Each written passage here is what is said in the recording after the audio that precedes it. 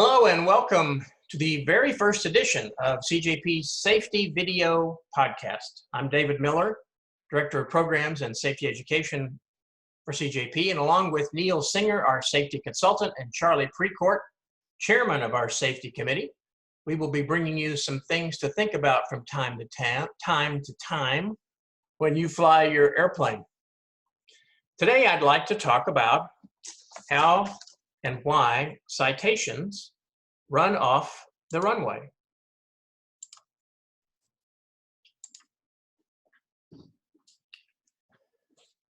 Is it weather or is it pilot performance?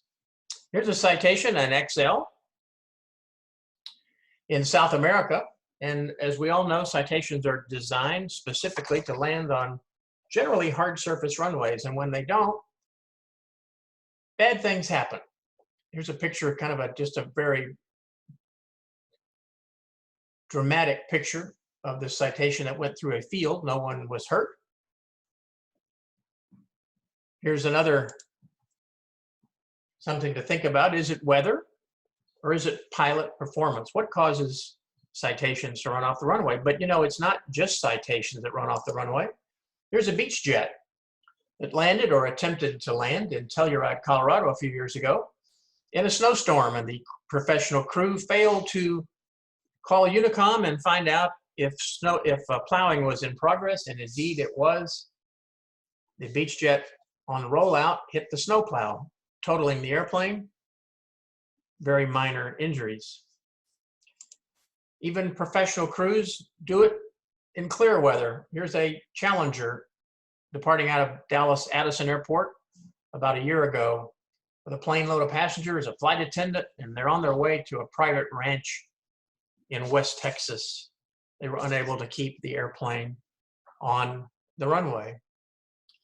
So at this point, it's probably good to mention that it is not the purpose of our videos to demean anybody or to make light of anything that happens or unduly criticize pilots, but instead to learn from everyone's experience. You may have heard about this one. This is a Miami Air flight. This is occasionally, even the big boys have problems with landing on contaminated runways. This is Miami Air flight attempting to land at Navy Jacksonville in a thunderstorm. Let me share that with you. There it is. The airframe was totally destroyed and 29 people were injured. Sometimes we can even watch as a contaminated runway landing actually happens. Let's watch this one.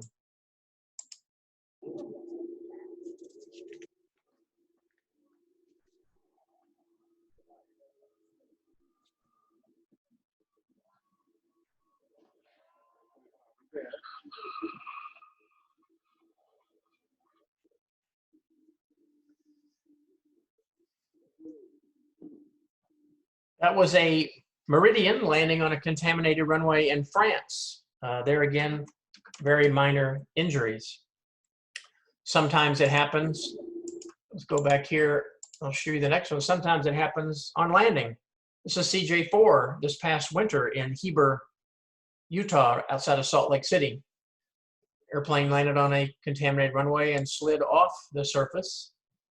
And as we know, our citations are designed with very, very close tolerances, and when we leave the runway surface to an uneven surface or a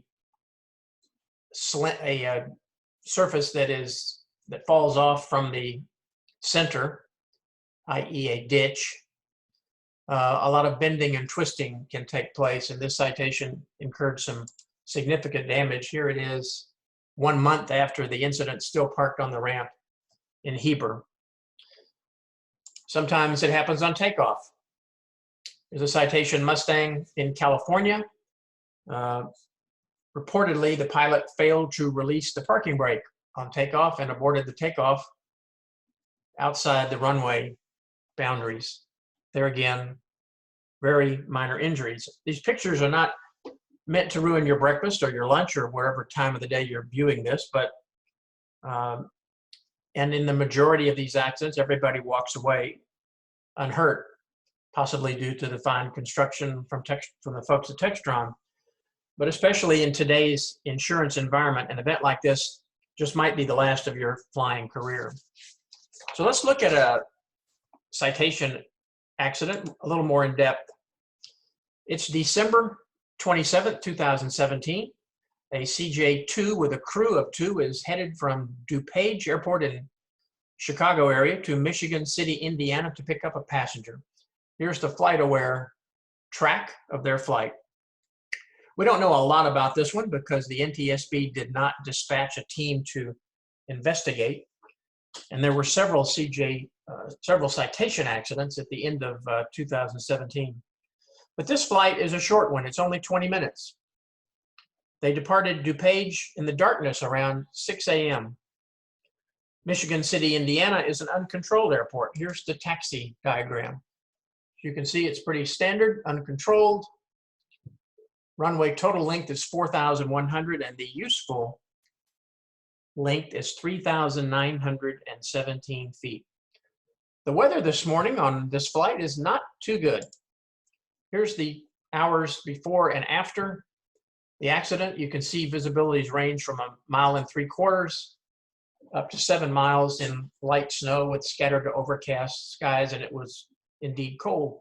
Here's the specific weather at the time of the accident. Wind was at 220 at 5, 2.5 miles, light snow, 1,400 broken, 2,000 overcast.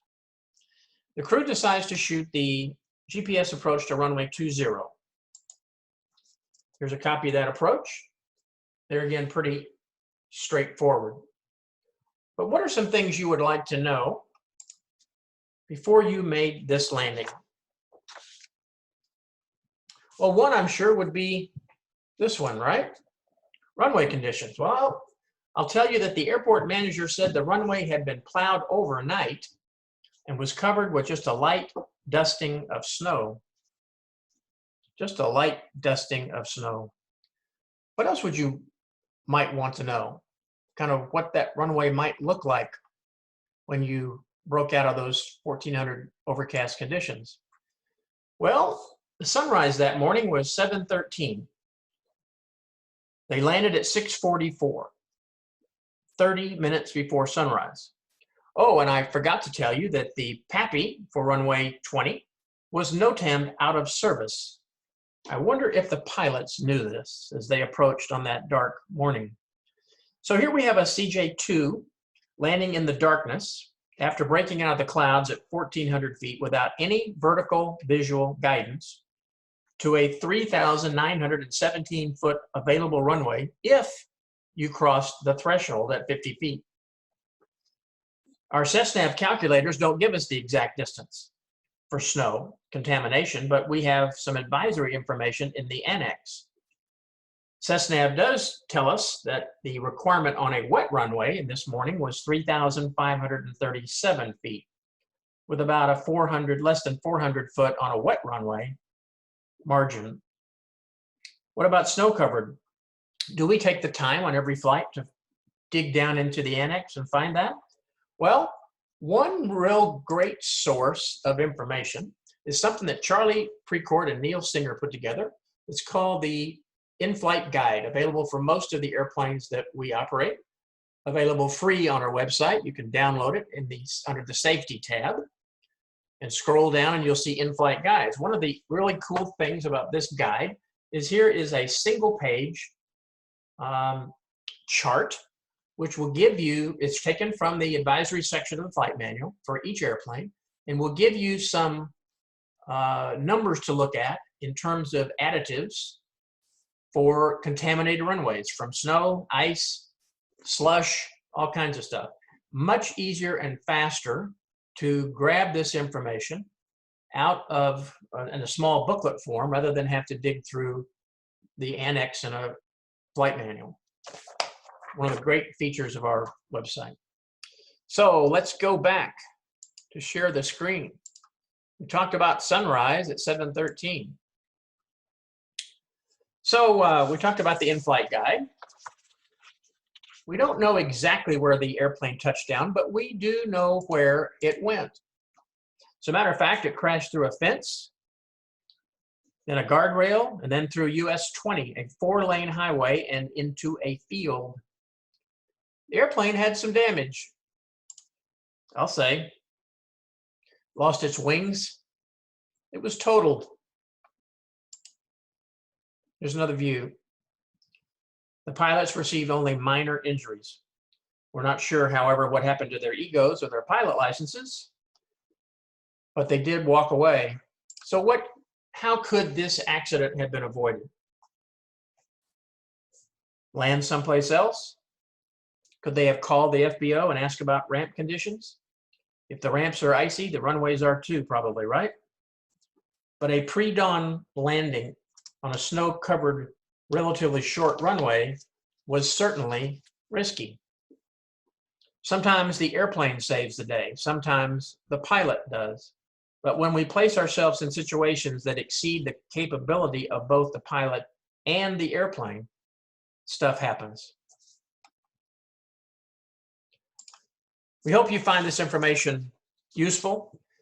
Next, in a few days, hopefully, or maybe a week, you'll see Neil Singer make a presentation about an in-depth presentation about how you can calculate runway requirements for your airplane on contaminated surfaces. And check out our great safety information and our great videos on the safety tab on our website, citationsjetpilots.com. Until next time, fly safe.